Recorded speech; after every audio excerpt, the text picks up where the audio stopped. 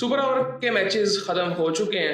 आज एक dead rubber था लेकिन काफ़ी इंटरेस्टिंग मैच हुआ है। और इस तरह के मैचेस मतलब हम समझते हैं कि वो मैचेस बड़े इंटरेस्टिंग होते हैं जो सुपर ओवर में चले जाएं, स्पेशली T20 में। लेकिन कुछ मैचेस ऐसे होते हैं कि जो सुपर ओवर में जाते हैं तो बोरिंग हो जाते हैं, जिस तरह आज का मैच था। मतलब पूरा मैच इतना इंटरेस्टिंग चला है और सुपर ओवर में श्रीलंका ने पता नहीं क्या किया। 3 रन करने थे सुपर ओवर में और श्रीलंका ये मैच हार गई है। निशंका को आई थिंक आना चाहिए था। अभी बैटिंग करके 100 रन बना के वो गया था और आई थिंक उसकी एनर्जी काफ़ी लो होगी, शायद उसकी वजह से वो नहीं आया। लेकिन आई थिंक ठीक है। स्कोर कार्ड आपको बताता हूँ आज हुआ क्या जी। श्रीलंका ने टॉस जीता और बॉलिंग का फैसला किया और इंडिया ने फिर 202 रन बना लिए। अभिषेक शर्मा ने ऊपर से रन आज फिर किए, 61 रन उसने बनाए 31 बॉलों में, 196 का स्ट्राइक रेट, 2 छक्के 8 चौके लगाए उसने। उसके बाद 49 रन बनाए तिलक वर्मा ने और संजू सैमसन ने 39 रन बनाए 23 बॉलों में। और मैं एक मीडिया चैनल पे देख रहा था इंडिया के कि वो बात कर रहे थे कि संजू सैमसन की परफॉर्मेंस अच्छी नहीं है। मतलब उस बंदे ने 23 बॉलों में 39 रन किए, अच्छे बोले हैं। सो आई थिंक खैर ये मुझे कई दफ़ा ये समझ नहीं आती, ये फजूल ये जो मीडिया पे बातें हो रही होती हैं, स्पेशली इंडियन मीडिया पे। ये इंडियन मीडिया ही था जी, ये ऐसे प्लेयर्स के बारे में ऐसे बात करता है। सो खैर सूर्य कुमार यादव आज भी 12 रन बना के आउट हुए। उसके बाद जी 21 रन बनाए जी अक्षर पटेल ने, तो इन्होंने 202 रन बना लिए थे। और ऐसा कुछ नहीं था कि मतलब एक ओवर बहुत अच्छा आ गया हो। ये शुरू से ही आई थिंक वो एक रन रेट को लेकर चल रहे थे और 202 रन उन्होंने अचीव किए। बॉलर्स की अगर मैं बात करूं तो तीक्षणा, चमीरा, हसरंगा, शनका, असलंका, इन सब ने एक एक आउट की है। और आजकल तो 200 रन पड़े हो तो 30-40 रन अगर बॉलर्स ने खाए भी हों तो ऐसे लगता है कि इतने महंगे साबित नहीं हुए। लेकिन तुषारा को मार पड़ी है 4 ओवरों में, 43 रन उसके भी हैं, 40 रन चमीरा के भी हैं, तीक्षणा के 36 रन हैं। सो उसके बाद श्रीलंका ने जो बैटिंग की फिर मतलब एक टाइम पे तो लग रहा था ये बड़े आराम से जीत जाएंगे, जिस तरह ये लेके चल रहे थे। निशंका ने 107 रन बनाया, 58 रन, 6 छक्के लगाए, 7 चौके लगाए, बड़ी जबरदस्त फॉर्म में। उसके बाद कुशल मंडी जल्दी आउट हो गए थे आज पहली बॉल में।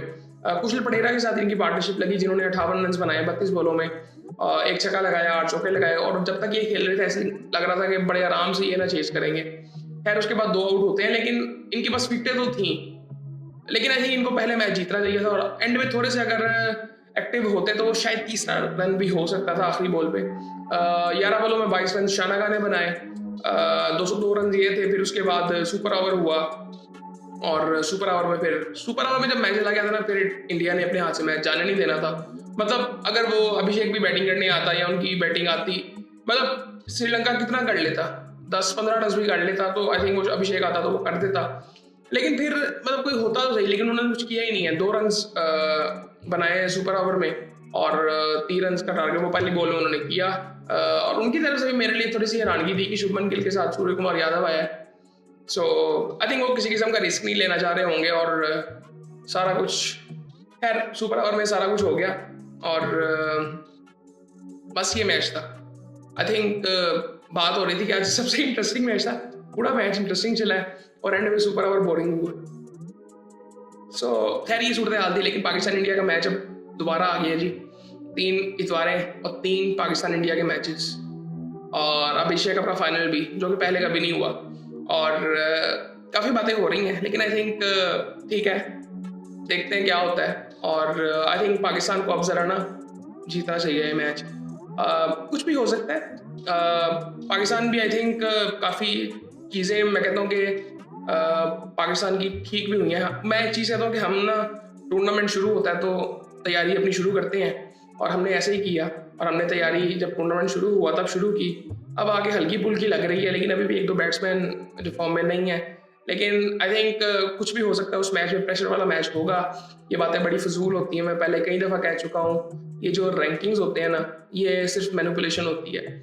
और ये जो बातें होती हैं ना जी, इंडिया को 1 पे रख दो, फिर 2, 3, 4 साइड पे कर दो, फिर बाकी टीमें, ये इसका रियलिटी से कोई ताल्लुक नहीं होता। आज भी आपने देखा है, 2-3 मैचेस पहले भी आपने देखा है, ठीक है। आज बुमराह इनका बैठा था, नंबर 1 टीम का एक बॉलर तो नहीं होता। सो आई थिंक ओमान के साथ भी ऐसे हुआ था, उन्होंने भी आई थिंक एक तरह से फाइट दिखाते थे, एक टाइम पे लग रहा था वो भी चेस कर लेंगे। सो ये इस तरह की बातें नहीं होती। इवन वो पाकिस्तान वाला मैच भी दूसरा था, वो पाकिस्तान को जीतना चाहिए था, पाकिस्तान के पास चांस था, वो पाकिस्तान अपनी गलतियों की वजह से वो हारा था। सो ये आई थिंक ये सारी चीज़ें ऐसी होती हैं। उसकी एक वजह ये है कि इवन इन टीमों से, आप सिर्फ पाकिस्तान की बात कर रहे हैं ना, इन टीमों से भी इंडिया को इतना ज़्यादा खेलता नहीं है। श्रीलंका से, बांग्लादेश से, इवन अफगानिस्तान से। सो इतनी क्रिकेट इनके साथ होती भी नहीं है। तो वो एक मैनिपुलेशन, एक मीडिया नैरेटिव्स बन जाते हैं। लेकिन आई थिंक पाकिस्तान अगर अपने पूरे पोटेंशियल पे खेलेगा तो ये मैच जीत सकता है। और मैंने सुना कि काफ़ी बातें हो रही थी कि बाबर आजम को एशिया कप में लाया जाए, लेकिन ये पॉसिबल नहीं था क्योंकि कोई इंजर्ड होना उसके लिए ज़रूरी था। लेकिन आई थिंक मुझे लगता है कि नहीं करना चाहिए था इस मैच के दौरान। आई थिंक बहुत गलत हो जाता वो प्लेयर्स के लिए भी। अब जो खेल रहे हैं मेरे ख्याल से तो प्लेइंग 11 वही होगी। मुझे नहीं लगता कि चेंज होगा। शायद साइम को ये कर दे, लेकिन नहीं करेंगे, उसने 2 आउट कर दिए थे, मेरे ख्याल से आपको चेंज होगा भी नहीं। और उसके अलावा जो चीज़ें हुई,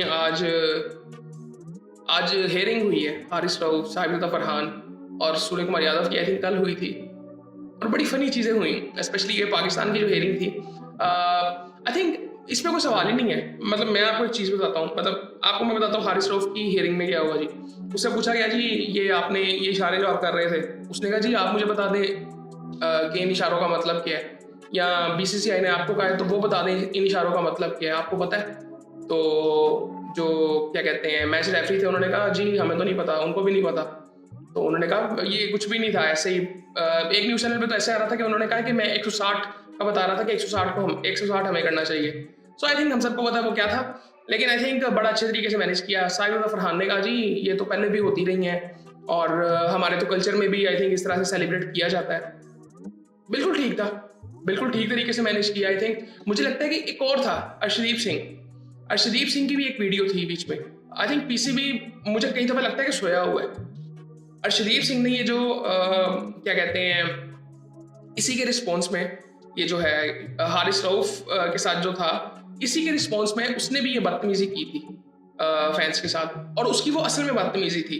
ये तो चलो एक मजाक के जुमरे में आ गया ना कि इसमें कोई वल्गैरिटी नहीं थी। या आप वो अर्शदीप की वीडियो देखें, वो नहायत वल्गर थी। सो आई थिंक उसमें भी आई थिंक ये पीसीबी को इन चीज़ों पे एक्टिव रहना चाहिए। और उसकी जो बात है सूर्य कुमार यादव की, आई थिंक उसका तो मैच ही कोई नहीं था, वो तो उसने बिल्कुल साफ अल्फाज में कहा था। अब होता असल में ये है कि अब फॉर एग्जांपल ये जो न्यूज़ बनी थी ना, ये इंडियन मीडिया में इस तरह दिखाई गई, हारिस रऊफ को जुर्माना, ठीक है, इंडियन मीडिया ये लगा रहा था साहिब फरहान की हियरिंग, पाकिस्तानी मीडिया पे चल रहा था कि जी सूर्य कुमार यादव, पाकिस्तानी मीडिया में तो मैंने ये भी देखा है कि हारिस रऊफ खतरे में तक है, वहाँ वो वीडियोस देखे। सो खैर ये चीज़ें होनी नहीं चाहिए। सूर्य कुमार यादव का जो केस था वो तो उसने बिल्कुल साफ आके कहा था, लेकिन करना इन्होंने कुछ भी नहीं था। उसकी वजह वगैरह थी कि अगर ये हारिस रऊफ इनके साथ कुछ करते ना तो इनको उसके साथ इंडियन कैप्टन के साथ बहुत ज़्यादा मतलब ठीक तरह से उसको सजा देनी पड़नी थी, जो कि कभी नहीं होगा क्योंकि आईसीसी का चेयरमैन तो इंडियन है। तो ये कभी भी नहीं होना था, ये एक फॉर्मेलिटी ये कर रहे हैं। और एंड पे तो आई थिंक ये बीसीसीआई वाले खुद कह रहे होंगे कि यार इस मसले से हम निकले क्योंकि अब फाइनल है, और फाइनल ये हारना नहीं चाहते किसी से, क्योंकि फाइनल अगर ये हार गए तो आई थिंक बहुत इनका वैसे ही बुरा हाल हो जाएगा, इनकी आवाम जिस तरह की है। सो ये चीज़ें चलती रहती हैं आई थिंक, लेकिन पीसीबी को स्पेशली थोड़ा सा अलर्ट ज़्यादा रहना चाहिए। लेकिन इस पर अगर मैं बात करूँ थोड़ी सी, तो ये सूर्य कुमार यादव वाला जो केस है, जब बीसीसीआई को देखें वो इतने आई थिंक वो कहते हैं ना इंसान के अंदर जब या अकल भी खत्म हो जाए और गैरत भी खत्म हो जाए तो फिर वो इस तरह की बातें करता है। वो कहते हैं जी हम इस पर भी अपील करेंगे कि ये जो जुर्माना हो रहा है ये क्यों हो रहा है, ये इनकी अकल सिर्फ यहाँ पे चेक करें। और इस पे आई थिंक पीसीबी तो कर भी सकता है इस पे कि क्या मतलब जी किस चीज़ की आप बॉन्डिंग भी किस चीज़ की दे रहे हैं। मतलब धोनी ने एक दफ़ा किया था, आई थिंक विराट कोहली ने भी एक दफ़ा किया था उस तरह से सेलिब्रेट, किस चीज़ की बॉन्डिंग इस चीज़ पे। सेलिब्रेशन में आई थिंक प्लेयर की अपनी मर्जी है, जो मर्जी वो करे। सो सेम चीज़ हारिस के लिए भी है। हारिस वो बताएं जी क्या मतलब है इस चीज़ का, हारिस को तो नहीं पता, आप बता दें, या बीसीसीआई खुद बताए, या वो अमित शाह जो बेटा है, क्या नाम है उसका, मुझे इसका नाम भूल जाता है बार बार, जय शाह, वो खुद आके बताए जी 60 का मतलब क्या है। सो वो अगर बता देगा तो फिर हम मान भी लेंगे। सो अगर इसका कोई मतलब नहीं है तो फिर वार्निंग या फाइन किस चीज़ का, ये भी आई थिंक बड़ी फिजूल सी चीज़ है। लेकिन आई थिंक वो उसमें एक चीज़ ये होगी कि पीसीबी भी चाह रहा होगा हम इनसे निकले, बीसीसीआई ज़्यादा चाह रहा होगा कि इन मसलों में हम पड़े ना, किसी किस्म की कंट्रोवर्सी ना हो। सो सिर्फ इस वजह से है, अदरवाइज इसकी कोई सेंस बनती नहीं है। सिर्फ सेंस जो बनती है, जो उसने मीडिया पे आगे बातें की थी, वो असम्बली लग रही थी जब उसने प्रेस कॉन्फ्रेंस की थी। वो लगातार उसने 2-3 मैचेस में फजूल सी बकवास की थी सूर्य कुमार यादव ने। आज भी इसकी हवाइयाँ उड़ी हुई थी कि किसी तरह हम हार ना जाए, क्योंकि इनकी बातें ना बहुत हवा में थी। इनको ज़रा हम्बल होने की ज़रूरत है और इनके लिए मैच हारना बड़ा ज़रूरी है, सीधे हो जाएंगे ये। सो उम्मीद कर रहे हैं कि पाकिस्तान संडे को अच्छा खेले और इनको ज़रा थोड़ा सा हम्बल करे। बेटा ज़रा ज़मीन पे आ जाओ, तुम कहाँ पे हो? सो खैर, आजकल तो वैसे ही ऐसी चीज़ें पाकिस्तान के हक में मतलब दुनिया आई थिंक तब्दील हो रही है आस्ता आस्ता। लग रहा है कि वो डिप्लोमेसी जिस तरह की पाकिस्तान की तरफ से भी हो रही है, या जनरली भी दुनिया बड़ी तब्दील हो रही है।